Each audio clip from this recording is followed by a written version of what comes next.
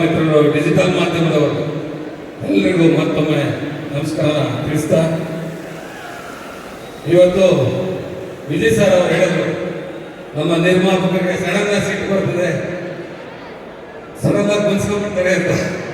ಕಾರಣ ಏನಕ್ಕಂದ್ರೆ ಅವರ ಶ್ರಮ 2 ವರ್ಷ ಏನು ಇವತ್ತು ನಮ್ಮ ನಿರ್ದೇಶಕರು ಜಡೇಶ್ ಮುಂದೆ ಬನ್ನಿ ಸರ್ ಇಲ್ಲಿ. ಏನಕ್ಕಂದ್ರೆ ಇವತ್ತು ನಿಜವಾಗ್ಲೂ ನಾನು 14 ವರ್ಷ ಆಯ್ತು ಸಾರಥಿ ಸಿನಿಮಾ ಮಾಡಿ. ಯಾಕೆ ಸಿನಿಮಾ ಮಾಡಿಲ್ಲ ಅಂದ್ರೆ ನೋಡಿ, ದೇವರ ರೂಪದಲ್ಲಿ ಮನುಷ್ಯ ಬಂದು 14 ವರ್ಷ ವನವಾಸ ಆದ್ಮೇಲೆ ಬಂದ್ರು. ಇವತ್ತು ಈ ಒಂದು ಕತೆ ಇಲ್ಲ. ಬಟ್ ಯಾಕೆ ಹೇಳ್ತೀನಿ ಅಂದ್ರೆ ಸರ್, ನಮ್ಮ ವಿಜಯ್ ಸರ್ ಅವರ ನಿಜವಾಗ್ಲೂ ಜಡೇಶ್ ಅವರು, ಕ್ಯಾಮ್ರಾಮನ್ ಸ್ವಾಮಿ ಅವರು ರಾತ್ರಿ 7 ಗಂಟೆವರೆಗೂ ಶೂಟಿದ್ದು, ಮತ್ತೆ ಮಾರನೇ ದಿನ 8 ಗಂಟೆಗೆ ಹಾಜರಾಗ್ತಾರೆ. ನಾವಿನ್ನ ಎದ್ದು ಮುಂಚೆನೆ ನಮ್ಮ ಸೆಟ್ ಅಲ್ಲಿ ಶೂಟಿಂಗ್ ನಡೀತಾ ಇತ್ತು. ನಿಜವಾಗ್ಲೂ ಆ ಒಂದು ಶ್ರಮ ವ್ಯರ್ಥ ಆಗಬಾರ್ದು ಅಂತ ಕೆಲಸಕ್ಕೆ ನಾನು ಸಿಟ್ ಮಾಡಕಂತೀನಿ. ಅದು ಸಿಟ್ಟಲ್ಲ, 2 ನಿಮಿಷ.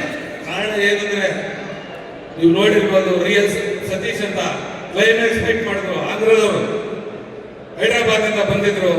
ಅವ್ರು ಹೇಳ್ತಾ ಇದ್ರು, ಏನ್ ಸರ್ ನಿಮ್ ಲೇವ ಸಾರು, ನಾನು ನಿಜವಾಗ್ಲೂ ಇವತ್ತು ಸುಮಾರು ಒಂದು 25-30 ಸಿನಿಮಾಕ್ಕೆ ಸ್ಟಂಟ್ ಮಾಡೋ ಕೆಲಸ ಮಾಡಿದ್ದೀನಿ, ಯಾವ ವೀರನ್ನು ನೋಡಿಲ್ಲ ಸರ್ ಅಂತ ಹೈದರಾಬಾದ್ ಅಲ್ಲಿ ಸುಮಾರು ಸರಿ ಮಾಡಿದ್ರು. ಅದಕ್ಕೆ ಸರ್ ಆ ಒಂದು ನಿಮ್ಮ ಶ್ರಮ ವ್ಯರ್ಥ ಆಗಬಾರ್ದು ಅಂತ ಹೇಳಿ ಕೆಲಸಕ್ಕೆ ಮುನ್ಸ್ಕೊಂತ ಇದು ಬಿಟ್ಟರೆ, ಏನಕ್ಕೆ ಅಂದ್ರೆ ಕಷ್ಟಪಟ್ಟು ಇಷ್ಟಪಟ್ಟು ಬೆವರಿಸಿ ಮಾಡಿರೋಂಥ ಒಂದು ಸಿನಿಮಾ ಇದು ಎಲ್ಲೂ ಸಹ ಲೋಪ ಆಗಬಾರ್ದು. ಈ ಸಿನಿಮಾ ಎತ್ತರಿಗೆ ಹೋಗ್ಬೇಕು ಅಂತ ಹೇಳಿ ಕೆಲಸಕ್ಕೆ ಮುನ್ಸ್ಕೊಂತ ಇದೆ. ನನ್ನ ಮಿತ್ರ ನಿಜವಾಗ್ಲೂ ಸರ್ ಹೇಳ್ತೀನಿ, ಸರಸ್ವತಿಯ ಪುತ್ರ ಅಂತ ನಾನು ಹೇಳ್ತೀನಿ ಯಾವಾಗಲೂ.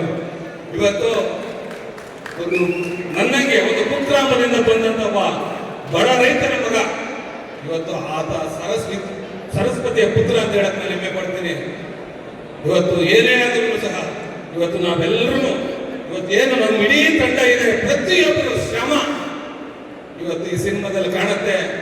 ಈ ಒಂದು ಸಿನಿಮಾ ನೀವು ನೋಡ್ತೀರಾ, ನೋಡಿದ ಮೇಲೆ ಹೇಳ್ತೀರಾ, ಏನಪ್ಪ 14 ವರ್ಷಗಳಾದ್ಮೇಲೆ ಯಾಕೆ ತರ ಸಿನಿಮಾ ಕೈಗೆತ್ಕೊಂಡ್ರು ಅಂತ. ನಿಜವಾಗ್ಲೂ ನಿಮ್ಮೆಲ್ಲರೂ ಇಷ್ಟಪಡ್ತೀರಾ, ಪ್ರೀತಿಸ್ತೀರಾ.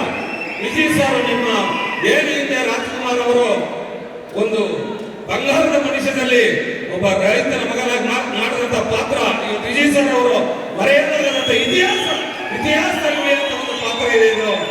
ಇವತ್ತು ನನ್ನೇನು ಸಹ ಅವ್ರು ಹೇಳ್ತಾ ಇದ್ರು, ಎಲ್ಲಾ ಸರಿ ಇನ್ನೊಂದು ಸಿನಿಮಾ ರಿಲೀಸ್ ಆಗಿರ್ತದೆ, ಎಲ್ಲಿ ಯಾಕೆ ಸಿಕ್ಕಾಕೊಂಡು ಮಾಡ್ತಾರೋ.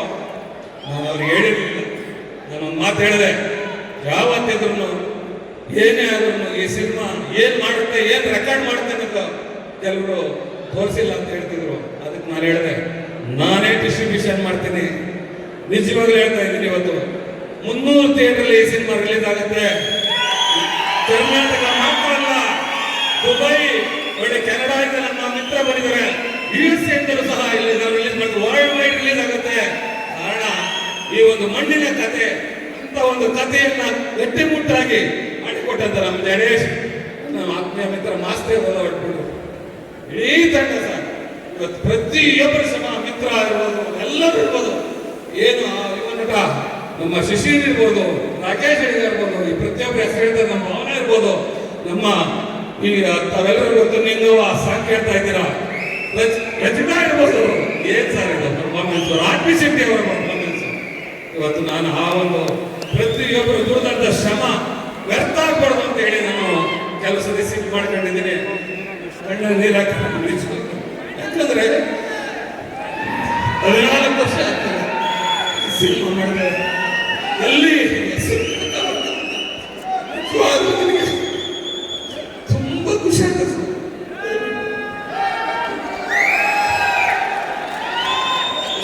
ಏನಿಲ್ಲ, ನಾನು ಮುಂಚೆ ಸರ್ ಹೆಸರು ಕೇಳಿದ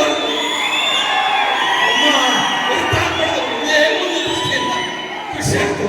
ಆ ಒಂದು ಟ್ರೈಲರ್ ನೋಡಿ ಜಡೇಶ್ ಅವರು, ಸ್ವಾಮಿ ಅವರು, ಪ್ರತಿಯೊಬ್ಬರು ತುಂಬಾ ಚೆನ್ನಾಗಿ ಮಾಡಿದ್ದಾರೆ. ನನಗೆ ಜಾಸ್ತಿ ಹೇಳಬೇಕಲ್ಲ, ದಯವಿಟ್ಟು ತಾವೆಲ್ಲರೂ ಏನು ಅಭಿಮಾನಿಗಳು ಬಂದಿದ್ದಾರೆ, ಯಾರೇ ಆಗಲಿ ಪೈರಸಿ ಮಾಡಿದಂತವ್ರನ್ನ ಯಾಕಂದ್ರೆ ನಮ್ಮ ಶ್ರಮ ಹೇಗೋ ಶ್ರಮ ಹಾಳಾಗೋಗ್ಬೇಕು ಅದನ್ನು ಹಿಡಿದು ಪೊಲೀಸ್ ಕಂಪ್ಲೇಂಟ್ ಕೊಟ್ಟು ಬೀಸಿ ಒಳೆ ಕಳಿಸೋಣ. ದಯವಿಟ್ಟು ಏನು ಜನವರಿ 23/1/2026 ತೆರೆ ಬರ್ತದೆ. ಎಲ್ಲರೂ ಚಿತ್ರಮಂದಿರಿಗೆ ಹೋಗಿ ನೋಡಿ.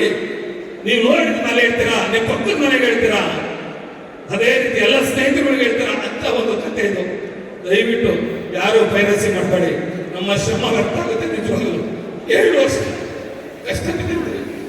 ದಯವಿಟ್ಟು ಎಲ್ಲ ಚಿತ್ರಮಂದಿರಿಗೆ ಹೋಗಿ ನೋಡಿ.